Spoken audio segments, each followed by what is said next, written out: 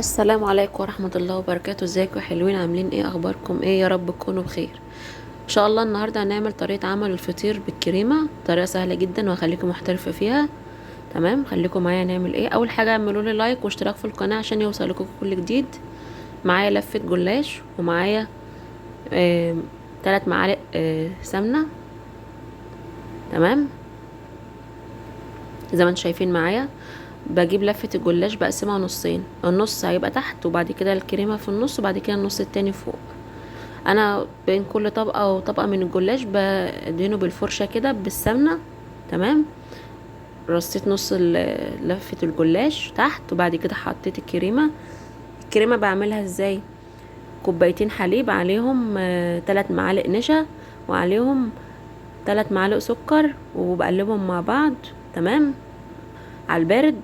بعد كده بحطها على النار، وبعد كده بقوم حاطه عليهم معلقه قشطه. تمام، زي ما انتم شايفين معايا. وبعد كده بحطها في النص لفه الجلاش اللي انا فرشاها في الصينيه. بعد كده بقوم جايبه النص التاني ولفها طبقات فوقها، وبرضو بدهن بين كل طبقه وطبقه بدهن سمنه بالفرشه. اي نوع سمنه عندك، زبده، اي حاجه عندك تدينها، اي ماده سايله يعني. تمام، زي ما انتم شايفين اهوت لفتها. بعد كده حطيتها في الفرن على درجه حراره 180. حمرتها من تحت، وبعد كده قمت مولعه الشوايه عليها من فوق، حمرتها من فوق برضو.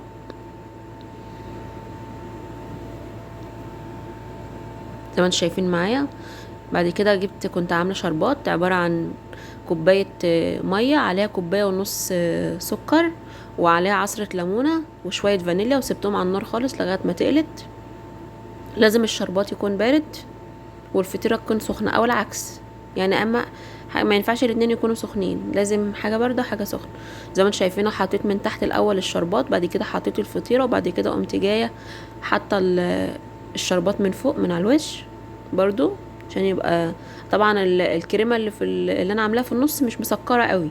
تمام، عشان ما حدش يعملها مسكره قوي مع الشربات تبقى مسكره قوي. زي ما انتم شايفين معايا قطعتها اهوت، وبألف هنا وشفا. طعمها بجد تحفه.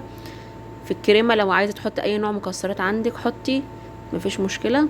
زي ما انتم شايفين معايا اهوت، سهل.